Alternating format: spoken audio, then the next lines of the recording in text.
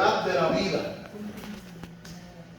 Todos sabemos que la vida es breve y se nos va. Como un canto que cantamos cuando eran adolescentes que dice: la vida se va como el viento, se va como se va la niebla fugaz, es cual flor de la hierba, que en la mañana es y en la tarde se ha muerto. La vida realmente es breve. La vida es corta. Ninguno de nosotros sabemos qué tiempo vamos a vivir. Dice uno de los salmos: enséñanos de tal modo a contar nuestros días que traigamos al corazón sabiduría. ¿Cuántas personas no nos hemos encontrado en este año que dicen qué rápido se fue el año? El domingo anterior le pregunté a los jóvenes en la clase qué le ha parecido el año. Me dice: se ha ido rápido. Porque entre el COVID, el trabajo, entre tantos quehaceres y tantos retos, realmente la vida se nos va y el año se ha ido rápido. Y algo que aprendemos ante esta rapidez del año es que la vida es breve. Aún 365 años, ahora estamos empezando, ya estamos en el día 2 del año. Y dentro de unos días estará el mes de enero terminando. Cuando abramos nuestros ojos estamos en julio, en el verano. Y cuando volvamos a mirar, estaremos celebrando Navidad de nuevo. Porque la vida se va muy rápido. El Salmo 39 no podemos entenderlo plenamente sin echar una mirada al Salmo 38. Porque el Salmo 38 y el Salmo 39, escritos por la misma persona y probablemente bajo las mismas circunstancias, se entrelazan el uno con el otro, tienen relación el uno con el otro. El Salmo 38 es un poco disertación donde David, el salmista, al escribirlo, está partiendo o tiene como punto de partida el examen de la vida, pero a partir del pecado. Él está pidiendo restauración, él está pidiendo perdón de parte de Dios, pero el punto de partida del Salmo 38 es el pecado. El versículo 3 del Salmo 38 dice así: dice: nada hay sano en mi carne a causa de tu ira, no hay paz en mi hueso a causa de mi pecado. No se explica en el Salmo de qué pecado se trata, si fue el mismo que ocasionó el Salmo 51 y el 32 o si es otro. No se dan detalles, pero el análisis del pecado y el anhelo del perdón de Dios motiva al salmista a escribir el Salmo 38. Pero cuando leemos el Salmo 39, muy relacionado, muy vinculado con el 38, el salmista reflexiona acerca de la vida, pero no hace su reflexión en busca de la gracia de Dios a partir del pecado cometido, a partir de la enfermedad que está experimentando, sino que lo hace a partir de su análisis de que la vida es breve. Y tal vez lo hace porque cuando la enfermedad nos visita, cuando la enfermedad nos llega, cuando situaciones complejas en la vida nos llegan, es cuando nos damos cuenta que la vida es corta. ¿Cuántas veces hacemos planes para cuando nos jubilemos? ¿O hacemos planes para cuando celebremos las bodas de oro o de diamante? ¿Cuántas veces hacemos planes de lo que queremos hacer en 5 y 10 años y una enfermedad nos visita? Y una de las cosas de las que nos damos cuenta es que tal vez no llegue a jubilar, porque la vida es breve. Y el salmista no solamente en el Salmo 38 habla de la necesidad de perdón y sanidad a partir del pecado, sino que reflexiona ahora a partir de su descubrimiento o redescubrimiento de que la vida es breve. Jóvenes, la vida es breve. Ustedes tienen muchos años por delante y tal vez hay cosas que estén dejando para dentro de 20 años, pero déjenme decirles, la vida es breve, muy breve, un pestañeo. Adultos, la vida es breve. Padres, la vida es breve.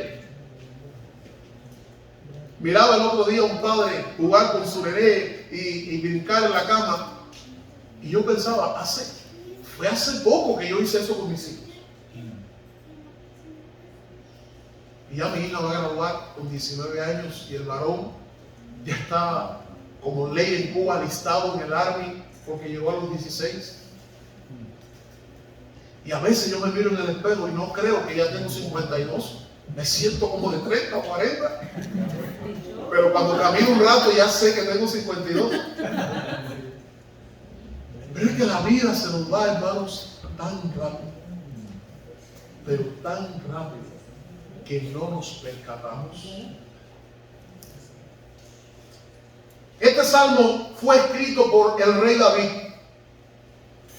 Es una disertación sobre la vida, escrito desde la experiencia de un hombre que conoce la gloria, pero también conoce el sufrimiento a partir del pecado, de la enfermedad y de sus situaciones familiares.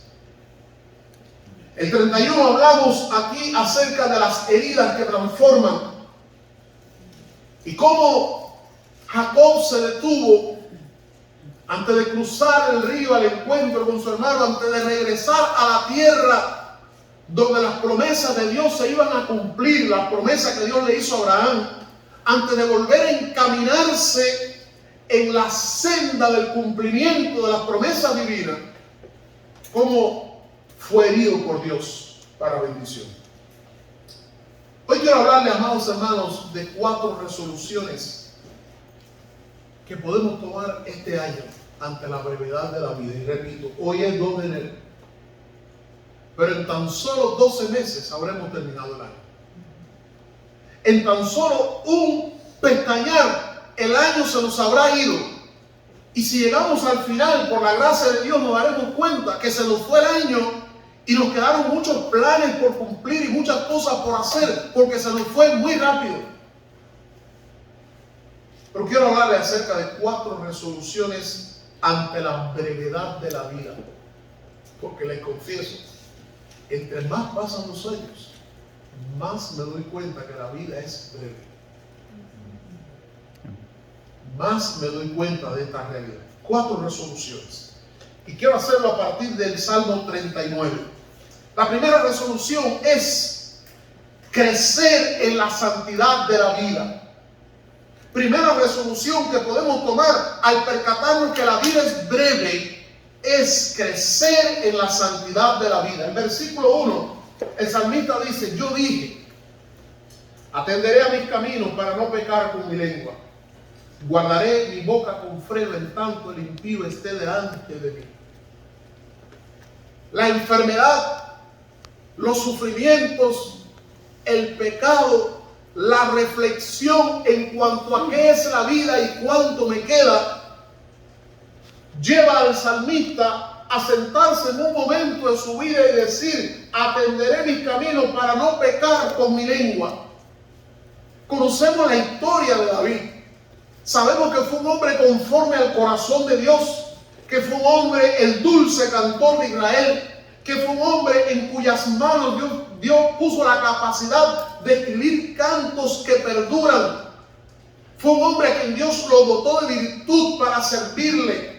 Fue un hombre fiel a Dios, pero fue un hombre también que pecó. Fue un hombre que falló, fue un hombre que flaqueó en su vida, en sus acciones y en su hablar. Y en esta reflexión de la vida, haciendo un análisis de su vida, mirando retrospectivamente, David dice: no pensando en lo que ya hizo, sino tomando decisiones en torno al futuro, porque el pasado pasó. Nuestros errores, flaquezas y fallas del pasado pasaron. La oportunidad que perdí pasó. El mal que hice, lo hice. Y en este momento lo que nos queda es mirar al pasado y con sabiduría y valor arrepentirnos, confesar nuestros pecados, pero tomar decisiones en torno al futuro. ¿Cómo enfrentaremos el futuro?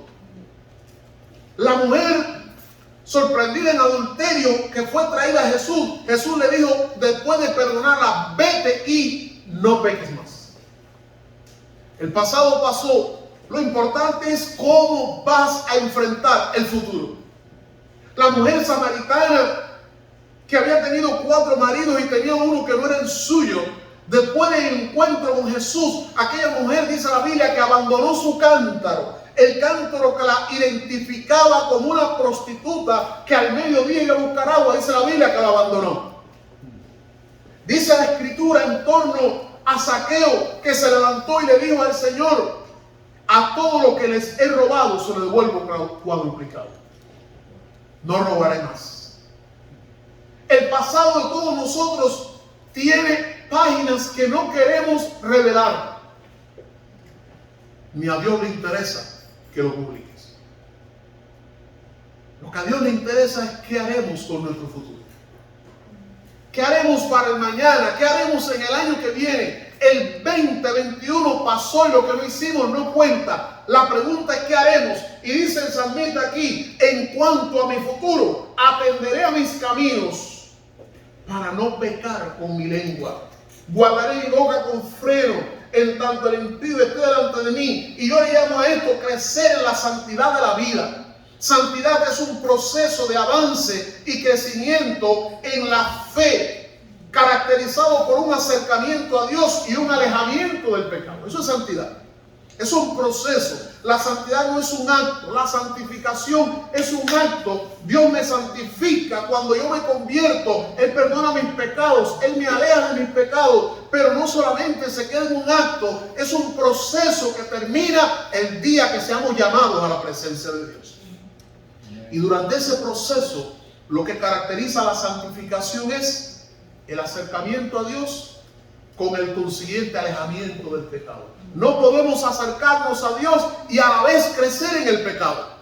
Como tampoco podemos crecer en el pecado si nos estamos acercando a Dios. Lo uno no permite lo otro. Es un proceso.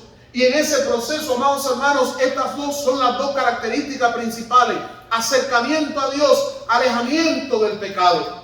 Dice la Escritura: sin santidad nadie verá al Señor. Y lo que está queriendo decir no es que seamos triple santos para ver al Señor. Lo que está queriendo decir es que a menos que crezcamos en la santidad, vamos a crecer en el pecado. Si crecemos en santidad, estaremos alejándonos del pecado. Pero si no crecemos en santidad, el pecado crece en nosotros. Y nuestra debilidad ante el pecado aumenta cada día más. Sin santidad nadie verá al Señor. Porque quien no ama y quien no crece en la santidad será esclavizado por el pecado. Y una de las formas o uno de los pasos para el crecimiento en la santidad es tomando resoluciones en el Señor. Es tomando decisiones en el Señor. Por eso dice el apóstol Pablo, escribiendo a los hermanos de Colosas: el que hacía esto no lo haga más. Por eso dice la Biblia: despojémonos de todo peso y del pecado que nos asedia. Hay resoluciones que necesitamos tomar. Dios es el que produce el querer y el hacer. Dios es nuestra fortaleza. Dios es quien nos permite crecer y triunfar. Pero Dios nos da a nosotros la capacidad de decidir si queremos crecer o no. Si queremos avanzar o no. Nos da la capacidad de decidir si abrazaremos el pecado o abrazamos a Dios, el Dios Santo. Dice el salmista: atenderé, guardaré mi boca. No quiero pecar. No tengo las fuerzas, pero tengo a Dios. No tengo la capacidad, pero tengo que disponer mi corazón para hacerlo. Y a ese corazón contrito y humillado Dios no va a despreciar. El versículo 1 dice: dice aquí, atenderé mis caminos. Pero hay otra versión que en lugar de usar esta frase dice: pondré atención a mi vida. Pondré atención a lo que hago. En otras palabras, no voy a vivir a la deriva. No voy a vivir por vivir. No voy a vivir a la casualidad. Pondré atención en la vida que estoy viviendo. Prestaré atención a mi caminar. Prestaré atención a lo que digo. Prestaré atención a lo que hago. Prestaré atención a mi conducta en la vida. No podemos hablar por hablar. No podemos actuar por actuar. Necesitamos prestar atención. Y uno de los grandes errores que en la vida nos llevan a accidentes y demás es no prestar atención.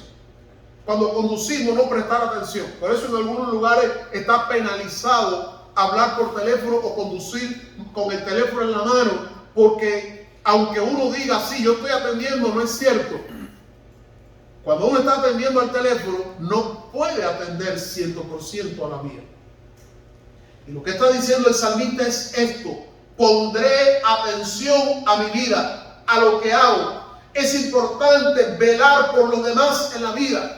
Es importante velar por nuestros hermanos, velar por nuestros familiares. Es importante velar por ellos, pero también es muy importante velar por la vida personal. No podemos pasar todo el tiempo velando por otros y descuidando nuestra relación, descuidando nuestro andar. Porque si cuidamos nuestro andar en Cristo, nos convertiremos en modelos y desafíos para los demás. Amén. Por eso dice el apóstol Pablo: sed imitadores de mí, como yo lo soy de Cristo también. En el versículo 1, la parte B dice: guardaré mi boca con freno en tanto que el impío esté delante de mí. Y este versículo nos habla de dos cosas. Nos habla de dos cosas. Primero, nos habla del valor del testimonio. Mientras el impío esté delante de mí, ¿qué testimonio le voy a dar? Y recuerden una cosa, hermano, nosotros pasamos de las 24 horas del día, pasamos alrededor de 8 durmiendo, más o menos. Pasamos muchas veces alrededor de 10 horas en el trabajo. Entre lo que trabajamos y vamos y venimos, pasamos 10, puede que más, puede que menos. De manera que de la vida útil pasamos quizás menos de 8 horas con nuestra familia. De manera que de la vida útil que nosotros vivimos, de la vida productiva, la mayor parte la pasamos enfrente de personas que no son creyentes. Y de ahí, dice el salmista: pondré atención en tanto que el impío esté delante de mí, guardaré con freno mi boca. En otras palabras, cuidaré lo que digo, cuidaré cómo vivo, cuidaré cómo me expreso delante del impío.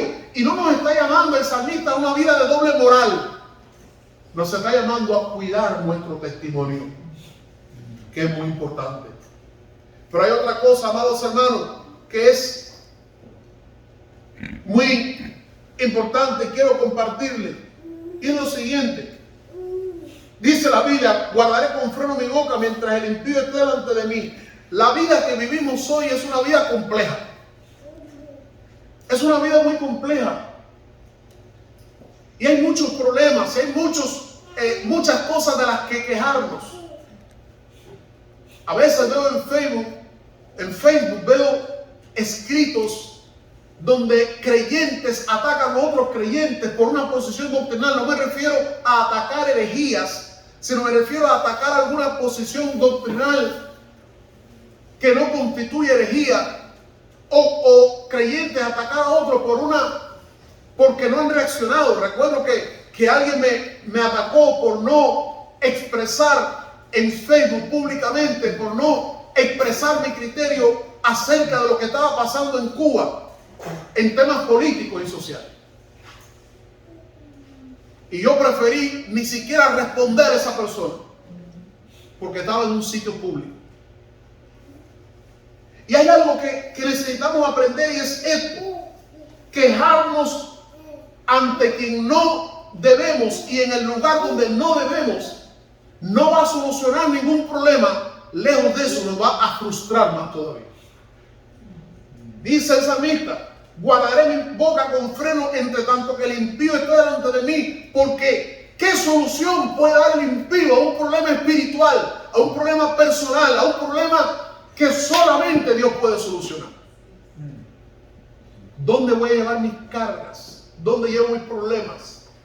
Cuando alguien me dice: voy a ver a un terapeuta, un consejero, le pregunto: ¿es cristiano? ¿Tiene valores bíblicos? Porque hay muchos problemas que tenemos que pensar dónde lo ponemos. Si te duele la cabeza, ve al médico, sea creyente o no. Si hay un tumor, ve al médico. porque eso no tiene que ver con lo espiritual. Pero hay situaciones cuya solución depende de la palabra y de los principios de la palabra. Por tanto, la Biblia nos dice, cuando el impío esté delante de ti, pon freno.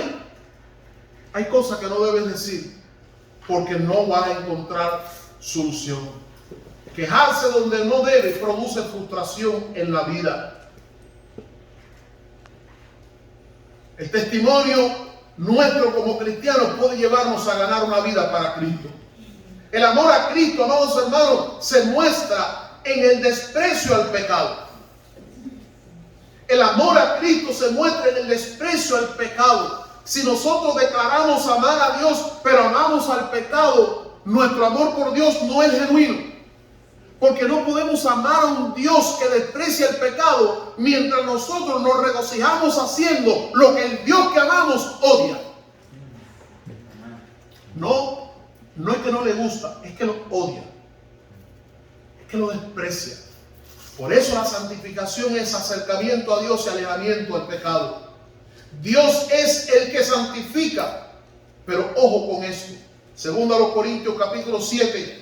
Puede buscar esa porción de la Biblia, subrayarlo si quiere. Segundo a los Corintios capítulo número 7. Dice la Biblia en el versículo número 1. Así que, amados, puesto que tenemos tales promesas, las anteriores, limpiémonos de toda contaminación de carne y del espíritu.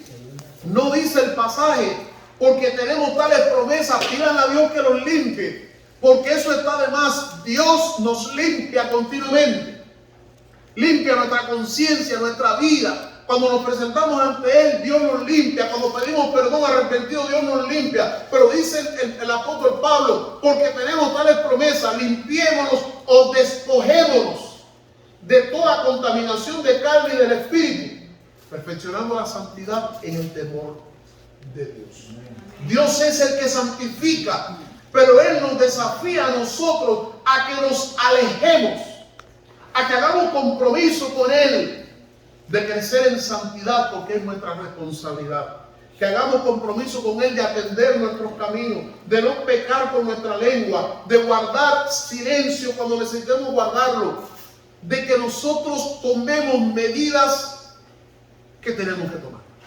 Dice la Biblia, cuando alguien va a construir una torre, primero que tiene que hacer, papel y lápiz y hacer un cálculo. No importa que tengas mucha fe, pero hay una responsabilidad nuestra en todas las cosas. Primera resolución ante la brevedad de la vida. Y recordemos que la vida es tan breve que no siempre te puede dar tiempo a arrepentirte.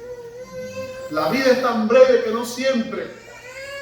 Un avión salió en el año 2018, salió un avión de La Habana. No había guardado de La Habana en Cuba, la capital, no había guardado el tren de aterrizaje cuando el avión se cayó. Solo una persona sobrevivió. Hace alrededor de 20 años salió despegando un avión de La Habana rumbo a Europa y no había alzado el vuelo, su tren de aterrizaje, su tren de aterrizaje no había sido guardado y el avión colapsó. Y son solo dos casos de los tantos que hay en la historia en los que a las personas no le dio tiempo, porque fue tan rápido que no le dio tiempo ni siquiera a clamar posiblemente. Y eso nos habla de eso, hermano. La vida es breve. Y como la vida es breve y no sabemos cuándo terminará nuestra existencia, necesitamos cada día crecer en la santidad, alejarnos del pecado y acercarnos a Dios, porque no sabemos cuándo será nuestro último suspiro en la tierra. Una de mis primas, fiel en Cristo, partió con Cristo hace alrededor de 20 años. Estando en el templo un 31 de diciembre, celebrando el culto de fin de año, preparándose para cantar, tenía su himnario abierto para el himno que iba a cantar en ese culto especial, y allí en el asiento infartó y murió. Su canto fue reservado para la casa del Padre. Pero ella no sabía qué iba a pasar. Crezcamos en la santidad, porque la vida es breve. En segundo lugar, ante la brevedad de la vida, Fortalezcamos la oración personal. El versículo número 2 dice: enmudecí con silencio, me callé aún respecto de lo bueno y se agravó mi dolor. Qué tremendo. Fortalecer la oración personal. El versículo no habla de la oración, pero yo apelo aquí a la oración como una alternativa indispensable al silencio cuando el silencio hace que nuestro dolor se agrave. Cuando guardamos silencio por cualquier situación en la vida y el dolor se agrave, necesitamos algo que los médicos llaman catarsis. ¿Sabe? Cuando uno de pronto abre su boca y comienza a hablar. A veces hay personas que dicen: oye, siéntate aquí conmigo, que necesito hablar contigo. Y a la media hora tú no has puesto una ficha. No has movido ni un peón, porque esa persona sigue hablando. Porque necesita hacer catarsis, necesita hablar. Y comienza a hablarte de lo que está pasando. Y hablar, y habla a veces 1 hora y 2 horas.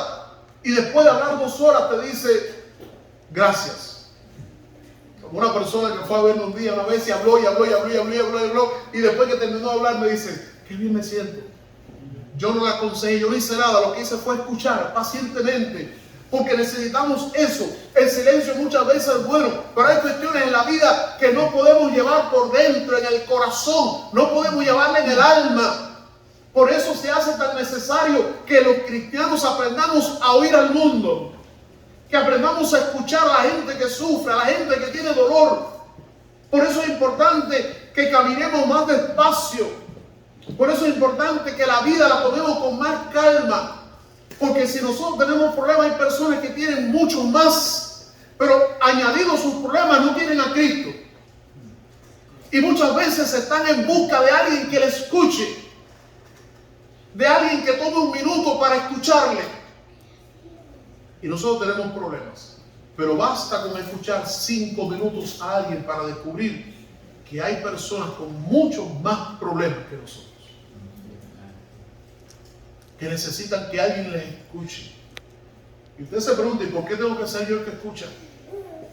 Porque es uno de los ministerios que Dios ha dado a sus hijos. Porque es una tarea que el Señor ha puesto en nuestras manos. Que escuchemos a aquel que necesita ser escuchado. Estoy hablando de la experiencia de la oración. El silencio es un arte. El silencio es una virtud. Algo que algunos aprenden, otros lo traen en la vida. Pero el silencio realmente es un arte y una virtud. Aprender a guardar silencio es un arte. Siempre y cuando ese silencio no lo destruya internamente. En Salmo 51, el salmista David dice: mientras callé, se envejecieron mis huesos. Porque el salmista estaba hablando de su pecado, de cuando él pecó con Betsabé y cómo después de pecar con Betsabé mandó a matar a Urías.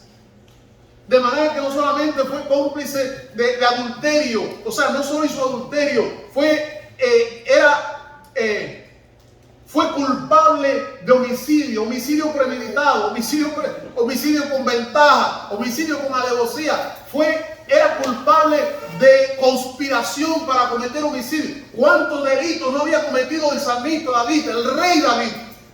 Culpable de abuso de poder.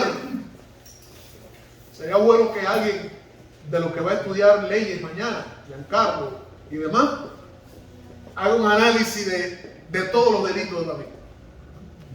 Pero ¿sabe qué pasó con David? Dijo: me callé, porque él no quería hablar. Él creía que nadie sabía su pecado. Y dice la Biblia: mientras callé, mis huesos se envejecieron en mi gemir todo el día. Había un proceso doloroso dentro de él, hasta que dijo: confesaré mis transgresiones. Abriré mi corazón. Amado hermano, necesitamos fortalecer esa oración personal. El Salmo 37, los versículos 5 al 9. Salmo 37, versículos 5 al 9.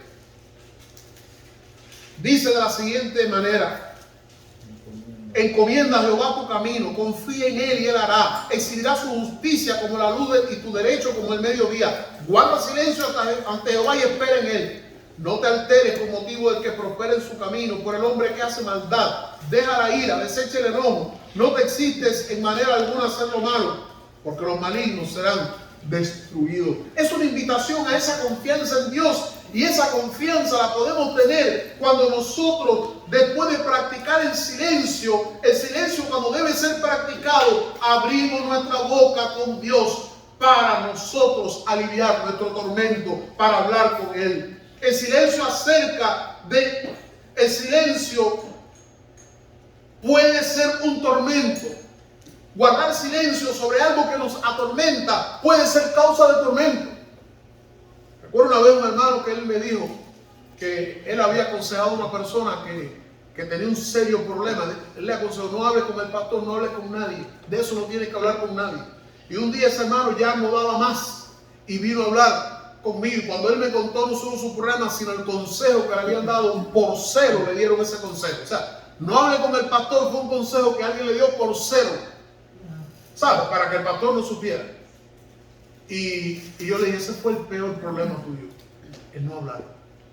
Porque no es hablar con todo el mundo. De hecho, no necesariamente tiene que ser conmigo, pero hay situaciones en la vida que tienes que hablarla con alguien. Y toda situación con Dios. Necesitamos fortalecer nuestra experiencia de oración personal. El silencio en torno al pecado es fatal.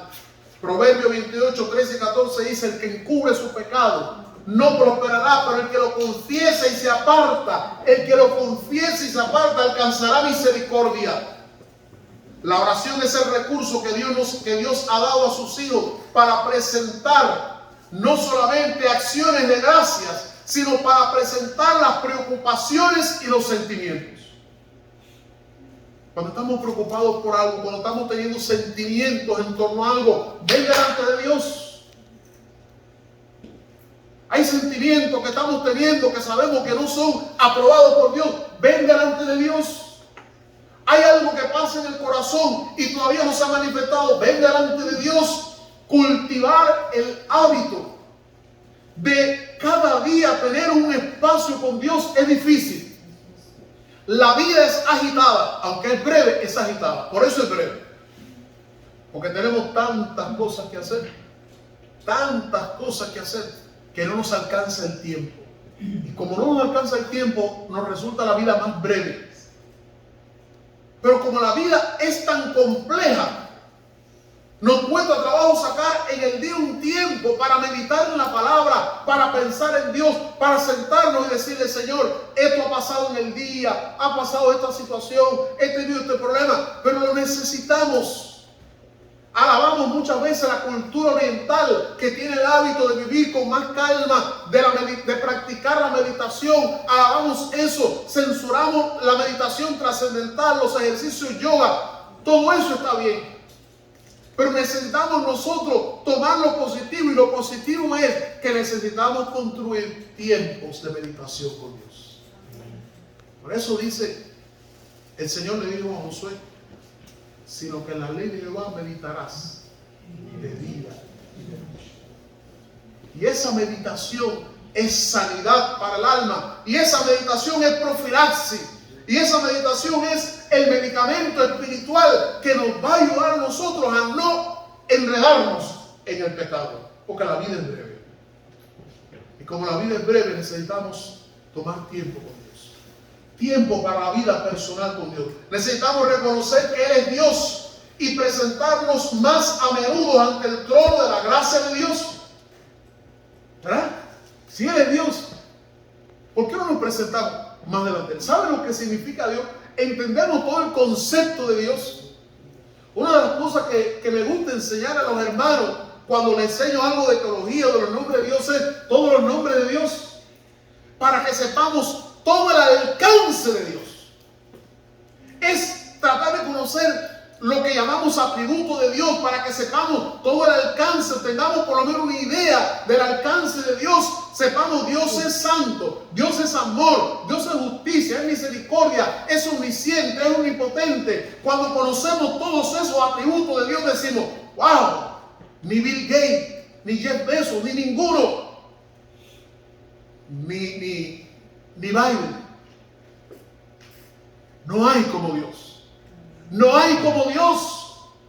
Y si no hay como Dios, entonces, ¿dónde puedo acudir en cualquier situación de la vida, acude a Dios. Acude a Dios. Porque cuando acudimos a Dios estamos acudiendo a aquel que tiene respuesta para todo, solución para todo. Incluso la muerte que no tiene solución en esta vida, Dios tiene solución para ella. Amén. Para el pecado que no hay solución, Dios tiene solución. Para la carga de conciencia, para la crisis de conciencia, para la familia destruida, para todo aquello que en esta vida no hay solución, Dios tiene solución. Amén. Y si nosotros creemos eso, ¿por qué no vamos a menudo, más a menudo? Amén. ¿Por qué vamos a cada rato al jefe a decirle un aumento de salario cuando podemos decirle, Señor, necesito un aumento de salario? Toca el corazón del jefe. Dice el libro de Santiago, capítulo número 5. ¿Está alguno enfermo? La oración. Dios no prohíbe ir al médico. Los cristianos reconocemos la ciencia y vamos al médico. Pero mientras vamos camino al médico, oremos. Dice la Biblia, ¿está alguno triste? ¿Está alguno afligido?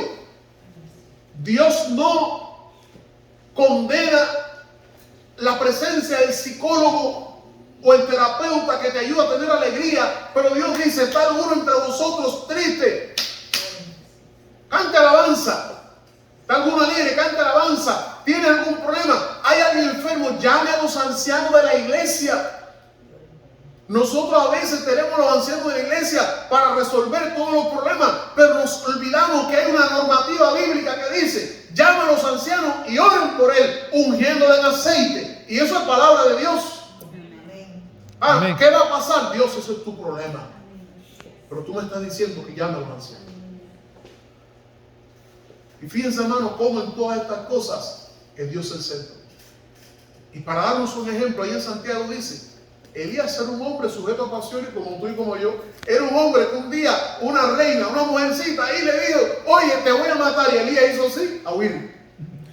Porque era un hombre como tú y como yo, sujeto a pasiones. Pero Elías oró y cayó la lluvia. Y Dios está diciendo, ¿por qué lo logró? No porque era Elías, sino porque fue ante el trono de la gracia de Dios. Amén.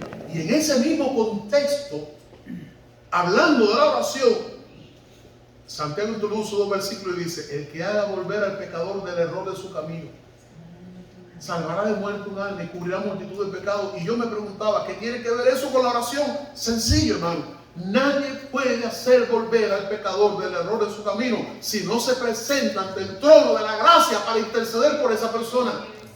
Amén. Entonces Dios sigue diciendo, es Él.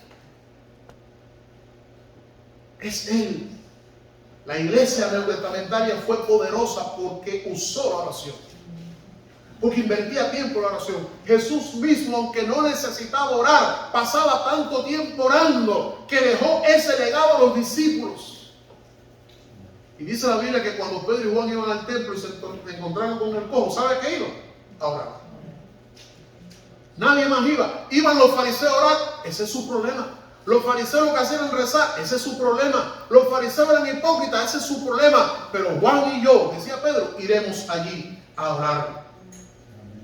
Necesitamos, amados hermanos, fortalecer la oración personal porque la vida es breve. Tercero, necesitamos profundizar más en la intimidad con Dios. El versículo 4 en adelante dice, hazme saber, Jehová, mi fin, y cuánta sea la medida de mis días. Y ahí comienza a hablar, pero observe lo que está haciendo el salmista. En los primeros versículos él habla de lo que él hace, enmudecí, callé, atenderé. Pero cuando llega al versículo 4 él dice, así proferí con mi lengua, y comienza a hablar con Dios. Y la manera en que el salmista habla con Dios me habla de una intimidad. De una intimidad con Dios. Necesitamos profundizar en esa intimidad con Dios. Porque dos cosas van a pasar en la intimidad con Dios. Hay dos cosas que pasan. Primero, la intimidad con Dios nos ayuda a conocer más a Dios. La intimidad con Dios nos ayuda a conocer más a Dios. Déjeme decirle algo más. Nadie conoce a un hijo como los padres. Nadie. Pero cuando un hijo se casa, ni siquiera los padres conocen la intimidad de ese hijo como su pareja. Porque hay elementos de la intimidad que los padres nunca llegan. Solo llega la pareja que se convierte en una sola carne. Y por eso la Biblia habla de conocer. Y ese término conocer habla de intimidad. Conoció Dios, conoció a Adán, a Eva. Se refiere a la intimidad. Y cuando dice la Biblia en Juan 17:3, y esta es la vida eterna, que te conozcan a ti, el único Dios verdadero, y a mí, a quien has enviado, se está hablando no del conocer que viene de ir a una escuela y graduarse de doctor, no se refiere a conocer intelectual, se refiere a la intimidad. Dice la Biblia en Juan 17:3 de otra manera, y esta es la vida eterna, que tengan intimidad contigo. Porque la vida cristiana no es una cátedra, la vida cristiana es una relación. Vida cristiana es relación de intimidad. Por eso Jesús puede hablar con el Padre y decirle: Padre, porque a ti te agradó. Porque entre el Padre y el Hijo hay intimidad. Y por eso Jesús habla del Espíritu que clama y dice: Abba, Padre. Y Abba, Padre significa papito. Es la manera más íntima de referirte a tu Padre. Y no nos está invitando Dios a una falta de respeto. No, lo que nos está invitando es a una relación personal, estrecha e íntima con Él. Y en eso tenemos que profundizar en este tiempo, porque la vida es breve. Y esa intimidad nos ayuda a conocer a Dios. El Salmo 27:4 que el hermano citaba dice: una cosa he demandado a Jehová y esta buscaré, que esté yo en la casa de Jehová todos los días de mi vida, para contemplar su hermosura, para inquirir en su santo templo. Cuando nosotros tenemos intimidad con Dios, lo conocemos, y al conocerle reconocemos que Dios es quien sabe. Miren lo que dice el Salmo 39:4, dice: hazme saber mi fin, cuánta sea la medida de mis días, sepa yo cuán frágil soy. Pero mire a quién le está diciendo el rey David: hazme saber mi fin. Se lo está diciendo a Dios: Dios, hazme saber mi fin, porque tú lo sabes. Tú sabes mi fin. Hazme saber la medida de mis días, porque tú lo sabes. Hazme saber cuán frágil soy, porque tú lo sabes. ¿Cuántas veces la gente cree que somos muy fuertes, que somos infranqueables, que somos gente emocionalmente acorazados? Pero necesitamos decirle: Señor, hazme saber qué frágil soy. Porque muchas veces detrás de una coraza hay una apariencia de fortaleza. Hay una vida quebrantada, rota, que está tratando de aparentar fortaleza, pero en el corazón está roto, está arruinado, está destruido. Y dice David: hazme saber cuán frágil yo soy. Y la vida tiene momentos en que nuestra fragilidad sale a la luz, para que nosotros descubramos que somos frágiles, que somos hombres y no Dios, que somos ovejas y no pastores, que somos ovejas de sus prados, como dice la Biblia. Él nos creó y no nosotros a nosotros mismos. Y muchas veces Dios sabe que si la fragilidad nos sale a la luz, no seremos salvos. Por eso, cuántas veces, inclusive a veces por confusión, nos llega un resultado de un test médico que dice: cáncer, te estás muriendo. Y nuestra fragilidad sale a la luz. ¿Cuántas veces nos llega una situación de esa que Dios permite para hacernos saber, para que recordemos cuán frágiles somos y entonces busquemos a Dios? Profundizar en la intimidad con Dios nos ayudará a conocer a Dios. Nos ayudará a conocer que Dios es quien sabe, pero también nos ayudará a conocer que Dios es el dueño de la vida. Esta vida breve, el dueño es Dios. Esta vida breve, el dueño es Dios. Recuerdo el círculo de los 120 en Cuba. Aquella locura, no tenía otro nombre, de que la gente debe vivir 120 años.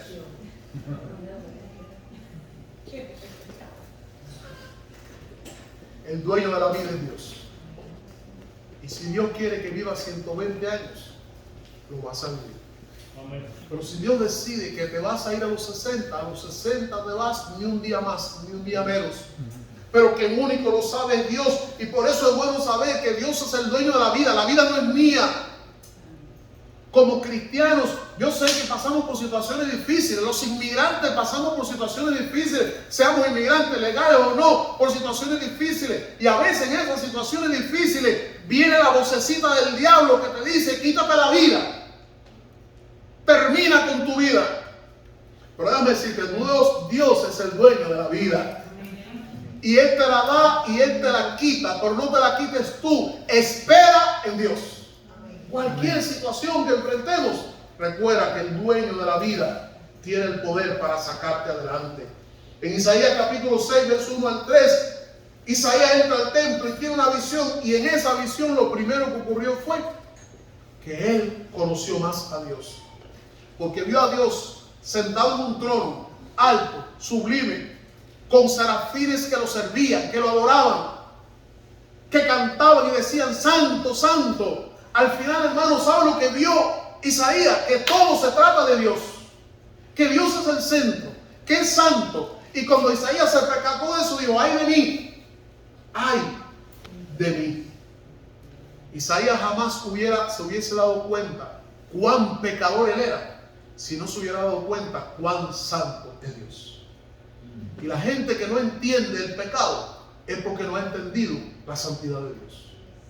La gente que no entiende su miseria, la gente que no entiende cuán perdido está, es porque aún no ha entendido a Dios. Por eso la intimidad con Dios nos ayuda a conocer a Dios. Nos ayuda a entender, aunque no lo entendamos todo, pero a entender un poco más de Dios. Nos ayuda a comprender que Dios es excelso, que Dios es confiable, que no hay como Dios. Amén. Profundizar en la intimidad con Dios nos ayuda también a conocernos a nosotros mismos. Y esto es importante. ¿Qué importante es eso?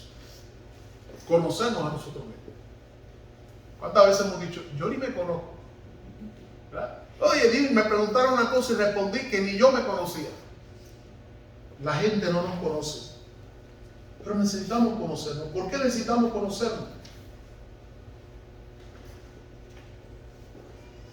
Porque si nosotros descubriéramos, si nosotros nos redescubriéramos o nos conociéramos un poco más, viviríamos la vida más sabiamente. Conocerse a sí mismo te ayuda a entender tus limitaciones, tus debilidades, tus fortalezas. No hemos oído hablar de la matriz ETA, DAFO, ¿verdad? Fortaleza, debilidades, oportunidades. Pero ¿cómo voy a fortalecer áreas si no sé dónde está mi debilidad? ¿Cómo voy a orar por esta situación en mi vida si no sé que tengo este problema? ¿Cómo voy a orar para que Dios me dé más humildad si no he descubierto que soy orgulloso? ¿Cómo voy a orar para que Dios me dé sabiduría si no he descubierto que soy torpe? ¿Cómo voy a orar pidiéndole a Dios que me fortalezca si yo no reconozco que soy débil? ¿Cómo voy a orar pidiéndole a Dios que me haga más espiritual si no he reconocido que yo soy carnal? Pero solo se puede entender eso cuando uno viene a la presencia de Dios. Cuando pasamos ese tiempo de intimidad con Dios, el hombre o la mujer que pasa tiempo con Dios aprende a conocerse. Y quien aprende a conocerse trabaja en su vida y sabe qué cosa pedirle a Dios. El hombre altivo y orgulloso no conoce a Dios y por eso está equivocado en cuanto a sí mismo. Necesitamos tomar la vida en serio, porque la vida solo tiene sentido cuando la tomamos en serio. El versículo 4 al 6 habla de cómo el salmista está tomando la vida en serio. Hazme saber mi fin, muéstrame mi debilidad, porque el salmista quiere lanzarse a un nivel. Es probable que quiere lanzarse a un nivel superior, quiere servir más, quiere avanzar, pero no puede hacerlo viviendo en esa, ¿sabe? En esa oscuridad. Uno no puede. Señor, hazme saber. Señor, estoy estancado. Señor, no avanzo. Llevo 10 años en el Evangelio. Llevo 15, llevo 20 y no acabo de avanzar. Todo el potencial que tú me has dado, todo lo que tú has invertido en mí y no avanzo. ¿Por qué? Tal vez necesito presentarme y decirle: Señor, hazme saber. Hazme saber. Y eso significa que estamos tomando la vida en serio, a Dios en serio y la vida cristiana en serio también. Un día Jesús se encontró con una mujer y le dijo, óyeme, dame agua. Y la mujer le dijo, no, ¿cómo tú me estás pidiendo agua? Tú eres hombre judío y yo soy samaritano. Jesús le dijo, si tú supieras quién te pide agua, tú le pedirías a él y él te daría agua viva. Y la mujer le dice, ¿y tú tienes con qué sacar el agua? ¿Cómo lo vas a sacar? Porque el pozo es profundo. Jesús le dice, si tú supieras. Y ella le dice, bueno, dame esa agua para que yo no tenga que tomar más agua. ¿Te puede entender eso? Dame el agua para que yo nunca más venga aquí a buscar agua. Qué bueno. ¿Saben lo que yo creo que está pasando? Que Jesús le está hablando de lo espiritual y ella se lo tiró a relajo.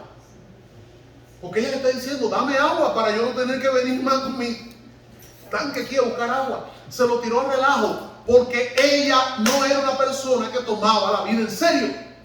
4 maridos, 5 maridos, todos los días muy diferentes. Le quitaba a los maridos a las otras mujeres. Ese era el problema. Su vida no la tomaba en serio. Por eso cuando ella le dice, dame esa agua para yo no venir más aquí, como tirándoselo a relajo, Jesús le dice, tráeme a tu marido. Y ella le dice, yo no tengo marido. Y le dice, claro, porque has tenido 5 y ahora tienes uno que no es tuyo. Y es cuando ella comienza a temblar. Es cuando ella se pone colorada, pienso yo, y se da cuenta que eso no es un juego. Se da cuenta y le dice, me parece que tú eres profeta porque lo que tú me estás diciendo no hay manera de saberlo. Y es entonces cuando Jesús ha captado su atención. Y ya ella no habla más de agua, ni de cántaro, ni de bobería, y comienza a decirle, comienza a hablar de adoración, comienza a hablar de Dios. Comienza a tomar la vida en serio. Porque Dios no puede avanzar en su trato con nosotros si no tomamos la vida en serio. Qué difícil resulta predicarle a alguien o conversar con alguien que todo lo que tú le dices te lo tira a relajo porque está escondiendo una verdad y no quiere que se entre allí y todo lo tira a relajo. Y con Dios no podemos ser así. Por eso necesitamos esa soledad con Dios, donde no tenemos nadie que nos escuche, nadie ante quien aparentar, y podemos estar solos con Él y conocerle a Él y conocerlo. ¿Cuántas veces hemos llorado en la presencia de Dios? Porque en ese tiempo, en la presencia de Dios, comenzamos a conocer cosas de nuestra vida que han estado escondidas, ocultas, que hemos tapado, que no queremos que se sepa, que no queremos enfrentar. Pero como no la queremos enfrentar, Dios no puede tratar con ella. Hasta que estando en la presencia de Dios, comienza Dios a obrar. Estaba escuchando una entrevista a un hombre, abogado, tiene como 2 o 3 maestrías, doctorado. Pero él cuenta que él creció en un internado desde los 9 años, fue violado, vivió muchas cosas, muchos abusos, y ahí estuvo por un montón de años, y a los 33 años dice que fue que él vivió un proceso que lo vive todo ser humano, donde las experiencias de sufrimiento de la vida se bloquean, por un recurso involuntario se bloquea, y tú no piensas en eso, porque si te detienes en eso, tu vida se troncha. Y él en un momento de su vida, cuando supo que iba a tener un hijo, dice que él iba manejando por un lugar y vio un campo, y en ese campo algo ocurrió y se le activaron todos esos recuerdos, y dice que comenzó a llorar y a llorar y a llorar y a llorar porque todo eso estaba ahí, pero él lo había escondido. Y esas cosas ahí escondidas son las que cuando oramos como el salmista y le decimos, Señor, hazme saber. La vida es tan breve, amados hermanos, que no debíamos vivir muchos años con cosas escondidas.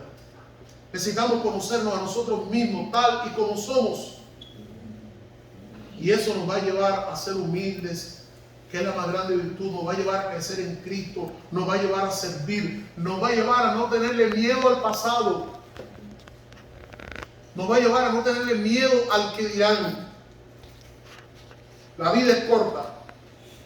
El Salmo dice, dice el versículo 5. He aquí diste a mis días término corto. En otra versión dice, habla de la palma de una mano, 22 centímetros. Y lo que está diciendo el salmista es, mi vida es cortica, demasiado corta. Somos frágiles, no somos dioses. Cuando dice aquí el versículo y dice, ciertamente es completa vanidad todo hombre que vive. Es como sombra el hombre. La vida es corta, somos frágiles, la vida se acaba y la vida es fugaz. Por eso necesitamos profundizar en la intimidad con Dios. Y en último lugar, amado hermano, necesitamos, porque la vida es breve, necesitamos descansar en la suficiencia, fidelidad y soberanía de Dios. Descansar. Descansar. ¿Cuántas veces hemos oído y hasta hemos dicho, porque yo he sido uno de los que lo he dicho, en el mes de noviembre, cuando nos tocó esa jornada de trabajo de 12 horas, 13 horas, sin tiempo apenas para dormir, con la mente embotada?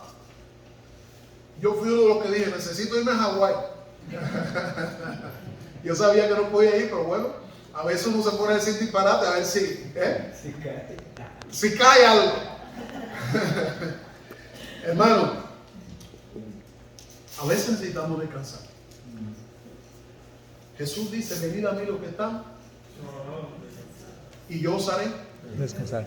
Pero lo interesante es que Jesús eso no se lo dice a los inconversos, se lo dice a sus discípulos.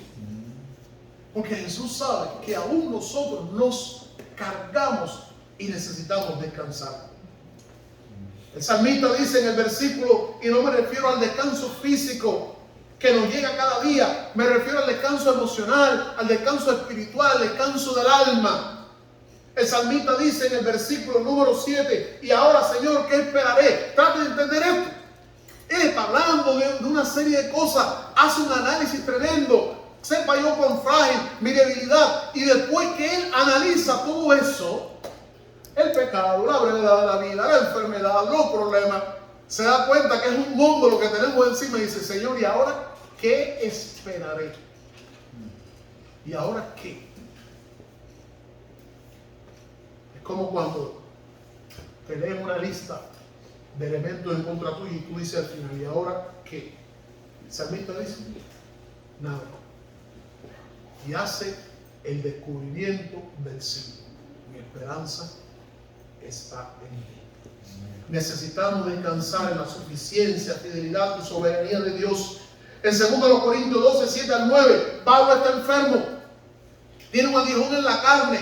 Probablemente era una enfermedad de los ojos. Y en esa crisis, Pablo clama 3 veces.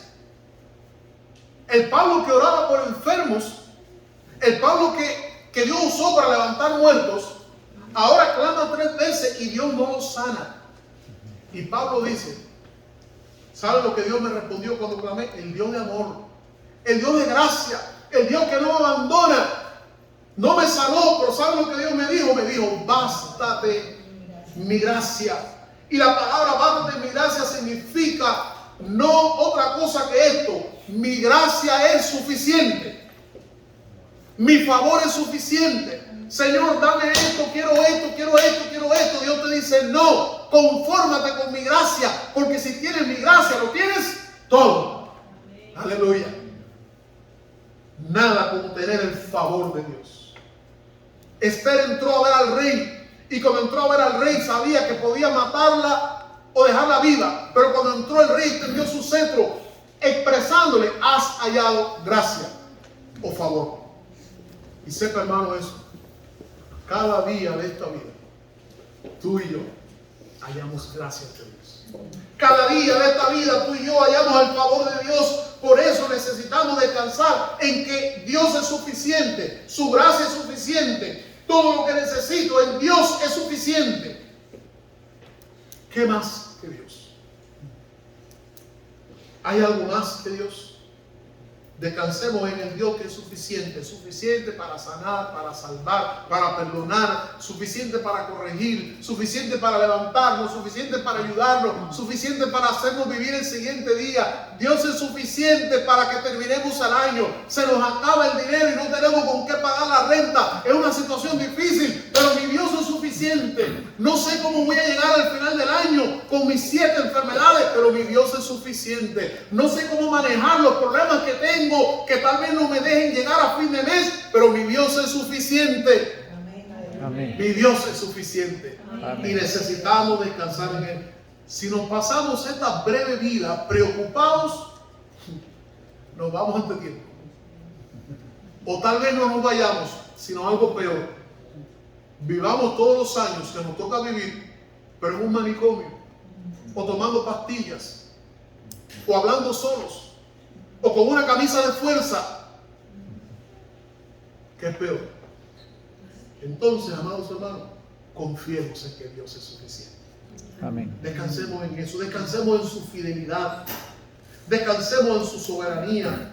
El Salmo 38, y termino con esto, Salmo 38, el versículo 15 y el versículo 21 dice de la siguiente manera. Salmo 38, verso 15 y verso 21 dice, recuerden que los dos salmos están conectados, dice, porque en ti, oh Jehová, he esperado. Tú responderás, Dios mío. Mari, en ti, oh Jehová, hemos esperado. Dios responderá. Tu Dios y mi Dios responderá. Hilario, tu Dios responderá.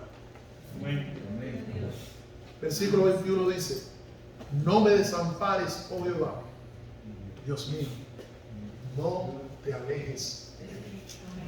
Amén. Porque tú eres mi esperanza. 4 resoluciones ante la brevedad de la vida. Dios nos ayuda, amados hermanos. Dios nos sostenga, ese Dios nuestro, ese Dios de quien el salmista dijo, tú eres Dios eternamente y para siempre, y nos guiarás aún más allá de la muerte,